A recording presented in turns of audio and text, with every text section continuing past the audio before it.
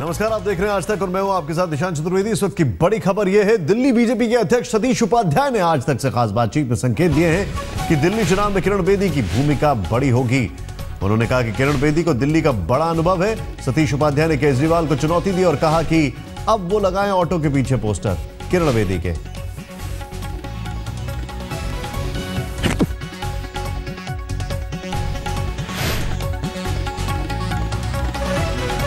केजरीवाल पर अब ऑटो पर लगाएं बेदी का पोस्टर, इसको चुनौती दी है अरविंद केजरीवाल को चुनौती दी सतीश उपाध्याय ने।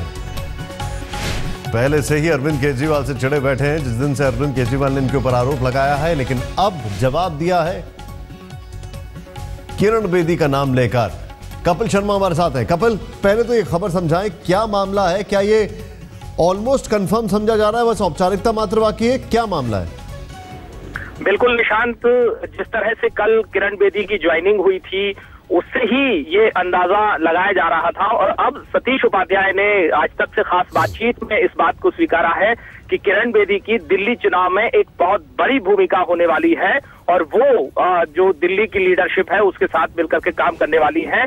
कहां से चुनाव लड़ेंगी, किसके खिलाफ चुनाव लड़ेंगी, ये सेकेंडरी बात है, लेकिन सबसे बड़ी खबर यह है कि सतीश उपाध्याय ने यह स्वीकारा है कि किरण बेदी की दिल्ली चुनाव में एक बड़ी भूमिका होने वाली है। सीएम कैंडिडेट पर फैसला पार्लियामेंट्री बोर्ड करेगा, लेकिन उसके पहले अब ये तय हो चुका है कि दिल्ली में बीजेपी का चेहरा जो है वो किरण बेदी ही होंगी। सतीश उपाध्याय ने भी कहा है कि एक बड़ी भूमिका किरण बेदी की दिल्ली में है।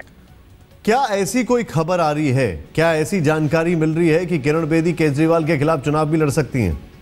देखिए, इस बात की संभावना थोड़ी कम नजर आ रही है क्योंकि बीजेपी एक चेहरे के तौर पर उनको पेश कर रही है।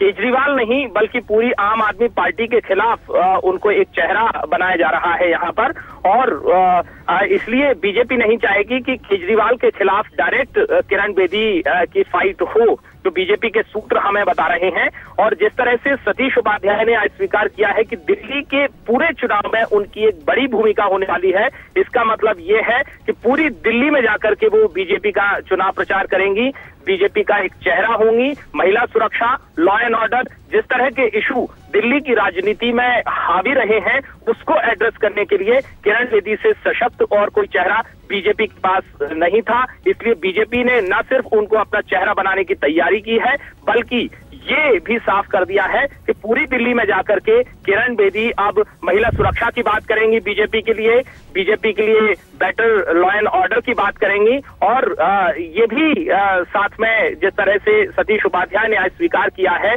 कि 40 साल का उनका एक्सपीरियंस है, दिल्ली में तमाम ओहदों पर वो रही हैं, दिल्ली की नस नस से वो वाकिफ हैं, इसलिए वो एक बड़ी भूमिका दिल्ली में निभाएंगी। शुक्रिया जानकारी के लिए आपका।